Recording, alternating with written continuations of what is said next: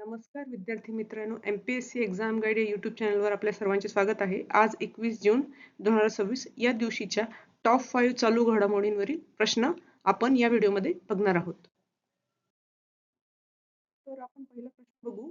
Pitch black 2026 हा बहुराष्ट्रीय हवाई युद्ध सराव कोणत्या देशात आयोजित केला जाणार आहे? तर याचं उत्तर आहे ऑस्ट्रेलिया. ऑस्ट्रेलिया हे याचं योग्य उत्तर आहे. तर याच्यात भारतही सहभागी होणार आहे. तर हा सराव रॉयल ऑस्ट्रेलियन एअर फोर्स आयोजित करते. 20 जुलै ते 7 ऑगस्ट 2026 दरम्यान हा सराव आयोजित केला जाणार आहे. तर या सरावामध्ये 19 पेक्षा जास्त देश सहभागी होणार आहेत. तर याच्यात भारतही सहभागी होणार आहे आणि याचा उद्देश आहे हवाई युद्धातील सहकार्य आणि समन्वय वाढवणे. तर याच्यातील महत्त्वाचा पॉईंट आहे, आपल्याला या सरावाचं नाव लक्षात ठेवायचं आहे. पिच ब्लॅक 2026 कुठे आयोजित केला जाणार आहे हे आपल्याला लक्षात ठेवायचं आहे. पंतप्रधान नरेंद्र मोदी यांना the order of the white double cross हा सर्वोच्च सन्मान कोणत्या देशाने दिला? पंतप्रधान नरेंद्र मोदी यांना the order of the white double cross हा सर्वोच्च सन्मान कोणत्या देशाने दिला? तर याचं उत्तर आहे स्लोवाकिया. स्लोवाकिया हे याचं योग्य उत्तर आहे. तर जून 2026 मध्ये नरेंद्र मोदी यांनी स्लोवाकियाला भेट दिली. तर राष्ट्राध्यक्ष पीटर पेलेग्रिनी यांनी हा सन्मान प्रदान केला. तर मोदींचा हा 33वा आंतरराष्ट्रीय सन्मान आहे. तर याच्यात आपल्याला लक्षात ठेवायचं आहे की या अवॉर्डचं नाव the order of the white double cross हा सर्वोच्च सन्मान आहे स्लोवाकियाचा. तर आपल्याला या अवॉर्डचं नाव लक्षात ठेवायचं आहे आणि या देशाचं पण नाव लक्षात ठेवायचं आहे आणि त्यांना कोणी हा सन्मान प्रदान केला हा तिसरा पॉईंट आपल्याला लक्षात ठेवायचा. चला आता आपण पुढील प्रश्न बघू. ऊर्जा संक्रमण निर्देशांक 2026 मध्ये भारताचा क्रमांक कितवा आहे? तर एनर्जी ट्रान्झिशन इंडेक्स 2026 मध्ये भारताचा क्रमांक कितवा आहे? तर याचं उत्तर आहे 70वा. 70वा हे याचं योग्य उत्तर आहे.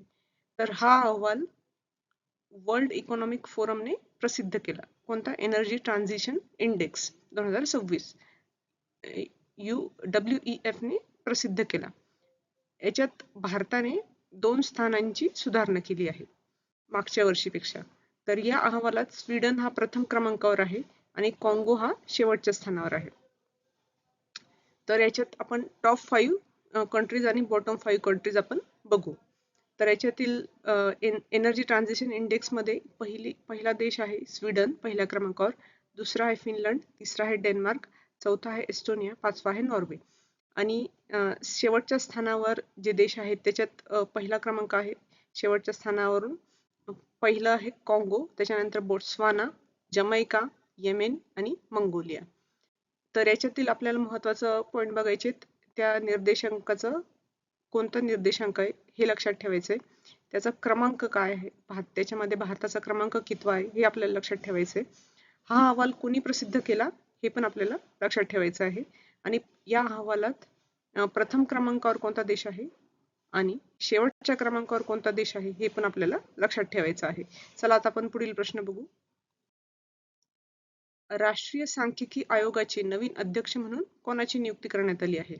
तर याचं उत्तर आहे सैबल चट्टोपाध्याय. सैबल चट्टोपाध्याय. तर हे जे सैबल चट्टोपाध्याय आहे हे IIM कलकत्ताचे माजी संचालक होते. तर राष्ट्रीय सांख्यिकी आयोगाची स्थापना 2005 मध्ये झाली. तर ह्याची स्थापना जी आहे ही रंगराजन समितीच्या शिफारसीवरून करण्यात आली. तर ही धोरणात्मक सांख्यिकी सल्ला देणारी संस्था आहे. तर याच्यातील आपल्याला महत्त्वाचा पॉईंट जो आहे लक्षात ठेवायचा आहे, तर राष्ट्रीय सांख्यिकी आयोगाचे अध्यक्ष जे आहेत त्यांचे नाव लक्षात ठेवायचे आहे. तर आणि राष्ट्रीय सांख्यिकी आयोगाची स्थापना कधी झाली हे लक्षात ठेवायचं आहे. कोणाच्या शिफारशीवरून झाली ह्याच्यावरही आपल्याला प्रश्न विचारला जाऊ शकतो आणि त्याचे कार्य काय आहे हे पण आपल्याला लक्षात ठेवायचं आहे. धोरणात्मक सांख्यिकी सल्ला देणारी संस्था ही आहे NCS. चला आता आपण पुढील प्रश्न बघू. भारतीय कायदेतज्ञ बिमल N पटेल यांची कोणत्या आंतरराष्ट्रीय न्यायालयाचे न्यायाधीश म्हणून निवड झाली आहे?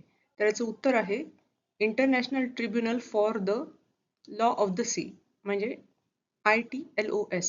तर international tribunal for the law of the sea याच्यासाठी निवड झाली आहे.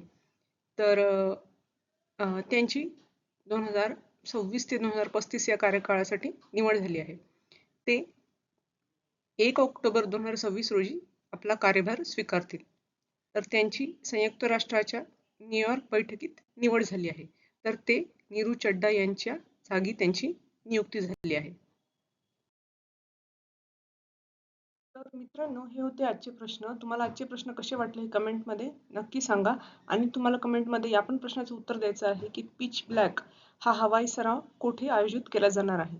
आणि तुम्हाला जर हा व्हिडिओ आवडला असेल त्या व्हिडिओला नक्की लाईक करा, आपल्या मित्रांबरोबर शेअर करा आणि अशाच दर्जेदार चालू घडामोडींसाठी आजच MPSC एक्झाम गाईड या यूट्यूब चॅनलला नक्की सबस्क्राईब करा. धन्यवाद.